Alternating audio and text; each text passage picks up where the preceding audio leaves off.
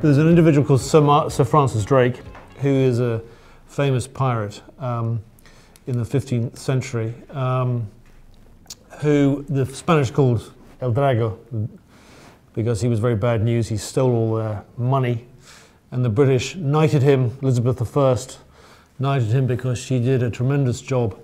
Just to give you an illustration of how successful he was, on one particular trip, he brought back a boat which paid his investors 40 times their investment, paid for the whole of the UK's GDP for a year, and bought him one of the nicest houses in the West Country in England.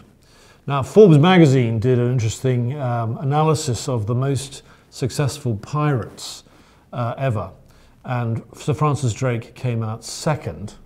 And it's of interest to us in the UK because Sir Francis is an individual who has a history. He actually saw off the Spanish Armada, which was quite important for us as a country. But Forbes' analysis is fascinating because what they did was they made some broad brush assumptions about how much money Francis Drake in today's terms actually made. And the answer is $115 million.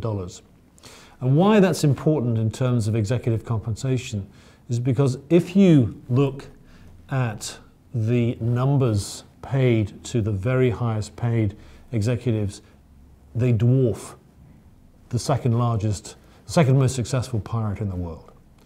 And that does raise the question, is the quantum paid to executives correct? I just dropped that question in there, and it certainly made me think, when I read the story of Sir Francis Drake, that perhaps we need to recalibrate a little bit. The second point, which I think is interesting, is that Sir Francis Drake shared the booty from all of his trips 50-50 with his crew. And I wonder whether that's something which executives also could learn from in the future.